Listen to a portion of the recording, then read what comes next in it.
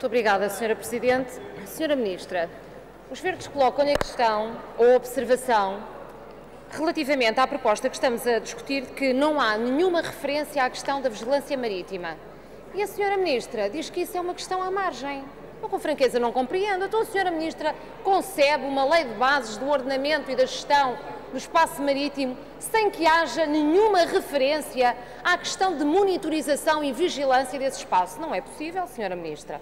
E depois coloco-lhe concretamente, nós não podemos falar das coisas no ar em abstrato, coloco-lhe concretamente falhas nos meios técnicos existentes que custaram dinheiro ao erário público, Sra. Ministra, e que estão avariados.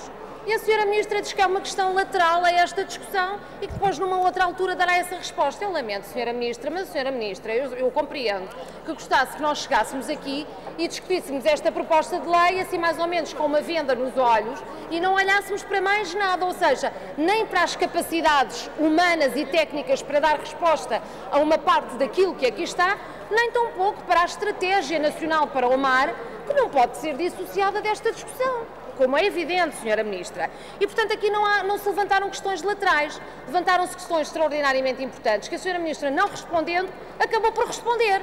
A Sra. Ministra tinha que responder que as antenas continuam avariadas e que a nossa vigilância marítima continua coxa pela avaria do material técnico, mas como a Sra. Ministra não quis assumir isso, preferiu não responder.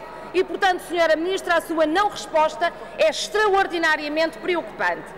Eu também gostava de fazer uma observação aqui relativamente à questão da Estratégia Nacional para o Mar, que, como os Verdes entendem, se associa diretamente a esta questão. A questão, Sra. Ministra, é que falamos de atividades relacionadas com o mar e esta estratégia é muito clara e, portanto, a Lei de Bases do Ordenamento do Espaço Marítimo, quando fala, por exemplo, aqui na questão do conflito de usos ou de atividades, e determina uma hierarquia de critérios para se definir esse conflito.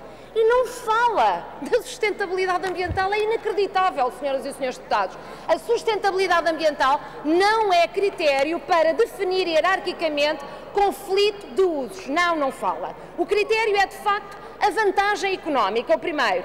A seguir, a criação de empregos. E a seguir, a maior coexistência de usos. Ou seja, indo àquela história que todos nós conhecemos da prospecção de petróleo e de gás natural no Algarve e da conflitualidade com a atividade dos pescadores, nós sabemos que, face a estes critérios, a resposta estaria imediatamente dada. Ou seja, os pescadores seriam arredados para que a prospecção das empresas alemãs e outras que tal, de petróleo e de gás natural ao largo da nossa costa, se lhes abrisse o mar para a sua exploração. E quem ficava prejudicado eram, de facto, os pescadores. E esta estratégia responde a isto. Ou seja, a atividade da pesca não é para aumentar. Indústria naval não é para aumentar.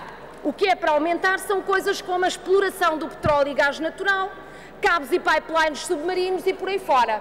Eu aconselho, senhoras e senhores deputados, um olhar muito atento sobre a página 51 da Estratégia Nacional para o Mar, que está em consulta pública, que eu acho que todos devíamos ler muito atentamente. Para terminar, senhora Mesmo deputada. para terminar, senhora Presidente, quero só dizer que os Verdes também têm grande preocupação relativamente a esta ótica consagrada nesta Lei de Bases da gestão privada do mar e, fundamentalmente, aquilo que já foi aqui tão falado hoje, desta concessão nos usos privativos a 75 anos, que é uma vida.